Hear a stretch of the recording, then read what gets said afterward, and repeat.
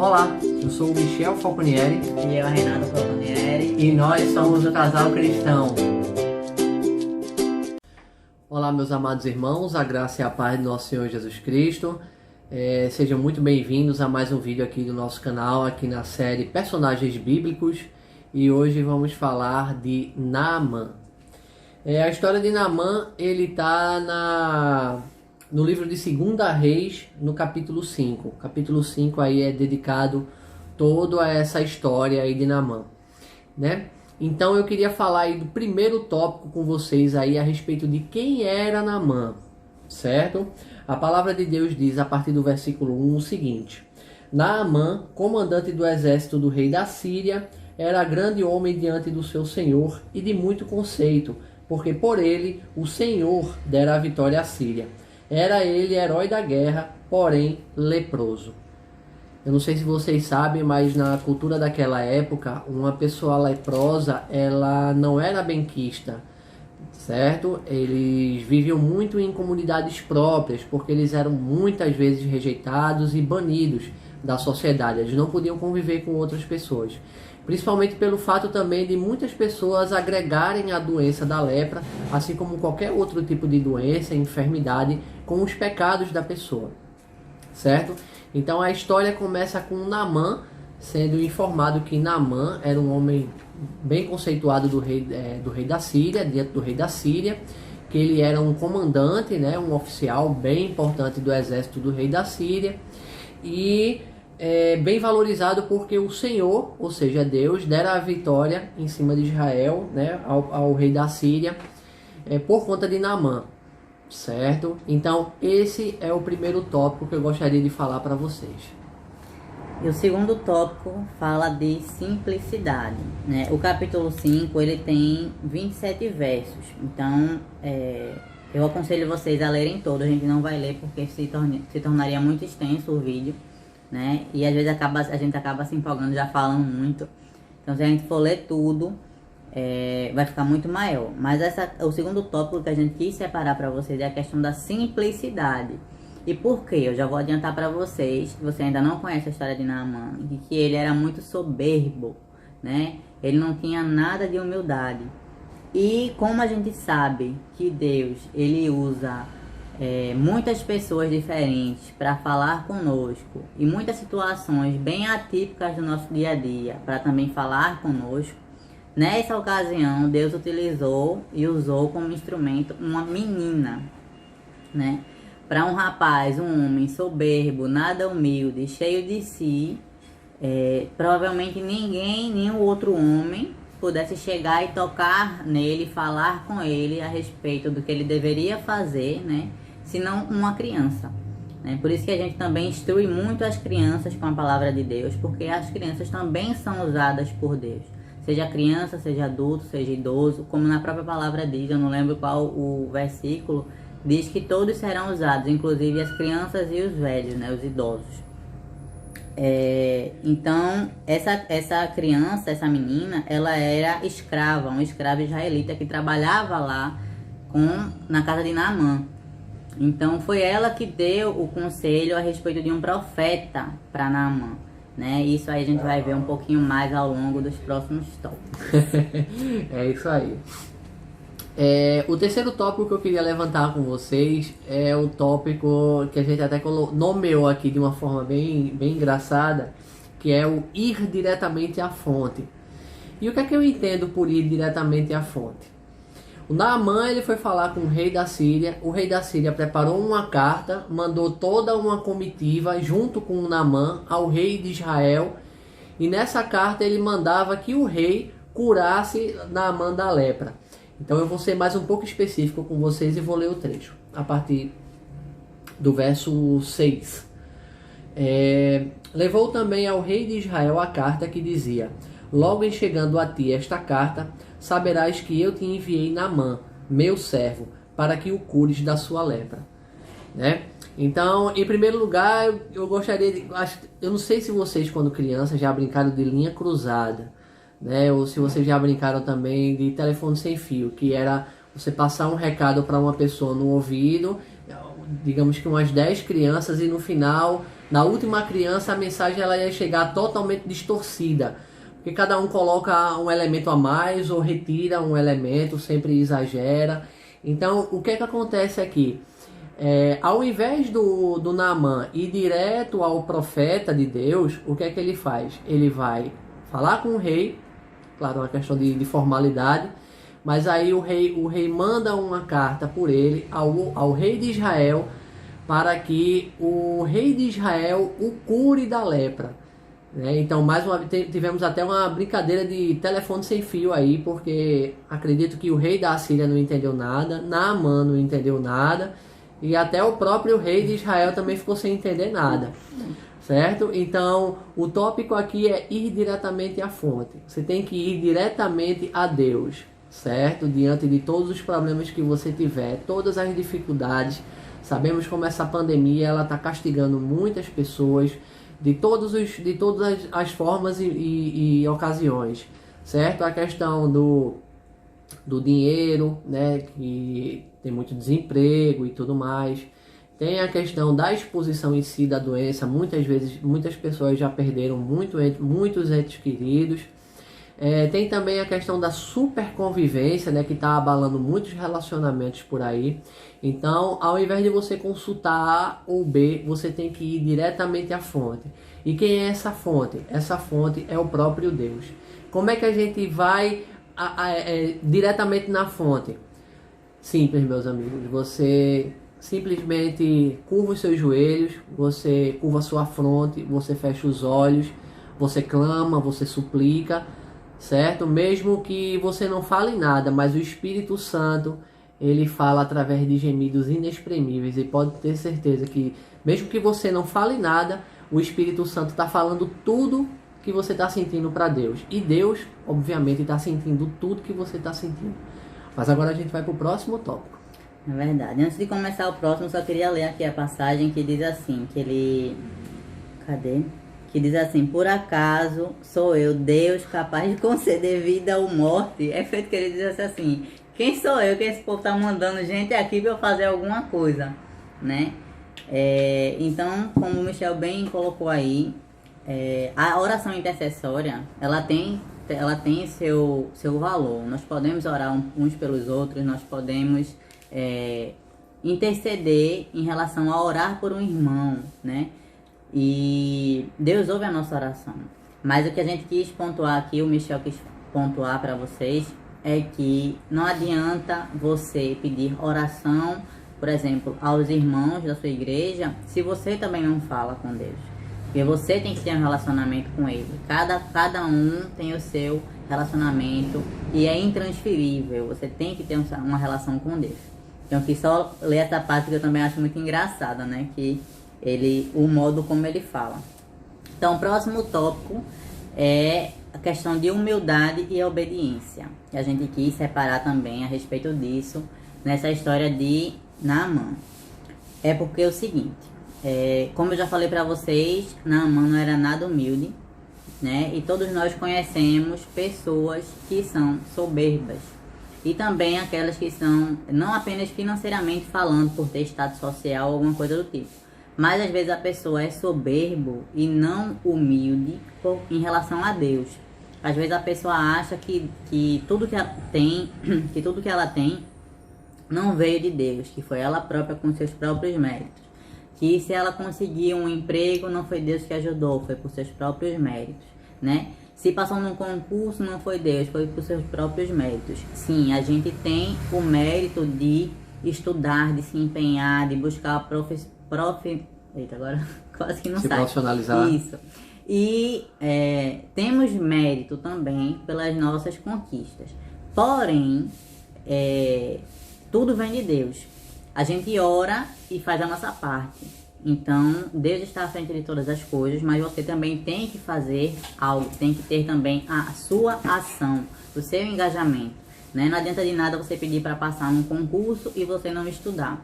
Não adianta de nada você, dando um exemplo aqui bem comum, e às vezes a pessoa fala assim: eu queria tanto ganhar na Mega Sena, queria tanto isso, queria tanto aquilo, mas você por acaso comprou o bilhete, né? Então assim, é aquela questão, peça em oração, e vos será dado, como na palavra diz, mas você também tem que agir. Então essa questão da humildade e da obediência é que Deus quis usar uma criança para falar com Naamã, para que ele fosse até aquele local e que ele fizesse lá, né? A gente não contou um pouco do enredo, mas Naamã, em resumo, ele dá 7 mergulhos num lago, rio, alguma coisa assim. No Rio Jordão. No rio, e é um rio que está sujo. E por ele ser tão soberbo, ele não queria fazer isso, né?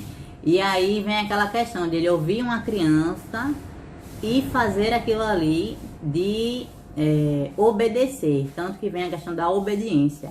E a gente tem que refletir no seguinte: será que aquela água ali teria poder curativo? Será que se a gente for em uma praia dessa, tiver com algum tipo de doença, for numa praia e a água, aquela água ali que vai curar? Não, né? Ele poderia até não ter mergulhado, ele poderia até não ter feito nada e Deus quisesse, ele seria curado. Mas o que é que Deus fez? Além de usar a criança, usou o Rio Jordão para que ele demonstrasse obediência e fé. Então não é a questão do mergulho que salvou e que curou Naamã. Foi a questão dele obedecer. Tanto que na palavra diz que ele mergulhava e olhava para o corpo e não via nada melhor. Mergulhava, olhava e não via nada melhor. Mas como eram 7 vezes, na 7ª ele foi curado. Mas não foi por conta da água que era milagrosa, e sim por conta do Deus que estava ao lado dele e do Deus que ele decidiu acreditar e ter fé. Então, essa a questão aí da humildade e obediência. Sabe o que é que eu acho engraçado, irmãos? Quando eu vejo o rei de Israel recebendo a carta do rei da Síria e lendo e vendo que o rei da Síria tinha mando o Naamã para ser curado da lepra através dele, e ele rasga as suas vestes, ele tem um nítido ataque de pelanca ali, e rasga as vestes, fica louco, desesperado, dizendo que o rei já estava querendo um motivo para romper com ele, né? E então eu vejo simplesmente a simplicidade de Eliseu, a confiança em Deus, né, de Eliseu, de dizer assim: não sei porque o rei rasgou as vestes, não sei porque ele teve esse ataque de pelanca aí, manda o rapaz vir aqui que eu converso com ele. Aí vem Naamã, né, com toda aquela pompa, todo aquele pessoal, aquela comitiva, toda aquela... E aí, sabe o que é que Deus faz? Eliseu simplesmente manda um mensageiro até Naamã. E aí o mensageiro chega lá em Naamã e diz assim: olha, você lava-te 7 vezes no Jordão, como diz aqui, né, no verso 10. Então Naamã, ele tem um outro ataque de pelanca também, né? Como a gente chama aqui no Nordeste, isso é pantim, certo? Porque ele começa a ficar louco e ele queria que o profeta fosse lá e ficasse na frente dele, e invocasse o nome de Deus. Ele queria que até o profeta agisse da forma que ele queria. Mas Deus não age de conformidade com a nossa vontade, meu irmão. Ele age de acordo com a vontade dele. Sabe, quando é aquele bambu grosso, certo? Aquele orgulho, aquela arrogância, ele quebra qualquer um.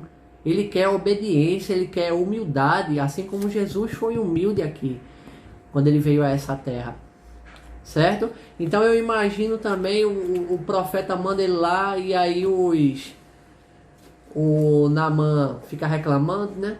A partir do verso 12, que diz assim: não são porventura Abaná e Farfá, rios de Damasco, melhores do que todas as águas de Israel?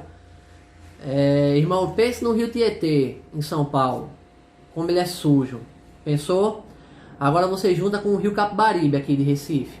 Juntou? Pronto, assim era o rio Jordão. Então, mais uma vez, a humildade, o orgulho de Naamã, ele seria posto à prova, ele seria quebrado. Então Deus manda ele ir lá para o Jordão. E aí ele vai no Jordão, chega lá e começa a dar o mergulho. E eu imagino ele lá dando o primeiro mergulho e gritando para os oficiais: e aí, como é que eu tô? Né? E os oficiais: nada ainda. E ele dando o segundo mergulho e perguntando, o terceiro, o quarto, o quinto e o sexto. e ele tem que dar o 7º mergulho, porque o profeta falou 7 vezes, amando de Deus, claro. Então ele dá o 7º mergulho, né? E aqui no verso 15, na verdade no verso 14 diz: então desceu e mergulhou no Jordão 7 vezes, consoante a palavra do homem de Deus, e a sua carne se tornou como a carne de uma criança, e ficou limpo. Glória a Deus por isso. Então ele volta a Eliseu, né, para trazer aquelas vestes festivais que ele queria dar em troca da cura. Mas Deus, ele não trabalha dessa forma, meu irmão. Ele não quer agrado, ele não quer bens materiais seus. Ele quer a sua fidelidade, ele quer o seu amor, ele quer o seu coração, ele quer a sua obediência. Certo? Então foi quando Eliseu disse a ele que não ia aceitar nenhuma daquelas vestes, porque Eliseu não tinha feito aquilo. Quem fez aquilo foi Deus. Aquilo ali foi para tirar toda aquela arrogância e todo aquele orgulho daquele homem tão poderoso e imponente do exército do rei da Síria. Para quebrar aquele orgulho dele, transformá-lo num homem humilde, num homem obediente, num homem de fé. E Deus quer transformar você, dessa forma, meu irmão e minha irmã, hoje. Ele quer que você seja um homem de fé, uma mulher de fé, que você dobre os seus joelhos, que você entre em conexão com Deus, que você tenha essa comunhão com Deus, essa conectividade com Ele, essa oração, essa comunhão. Ore, leia a Bíblia, assista mais vídeos sobre a palavra de Deus, mas não deixe de meditar, não deixe de clamar, não deixe de pedir. Mas hoje eu também digo a você, não deixe de ser grato, certo? Hoje, dia 30 de novembro, é comemorado nos Estados Unidos o feriado do Thanksgiving, né, que é o chamado de Dia de Ação de Graças, certo? Que é um dia em que eles comemoram lá e dão graças às coisas que têm, às pessoas que têm em suas vidas e tudo mais. Eu não vou entrar no mérito desse feriado, tá? Não vou falar a respeito disso. Essa semana também nós estamos celebrando a Semana da Gratidão, né, na nossa igreja, através das reuniões no Zoom.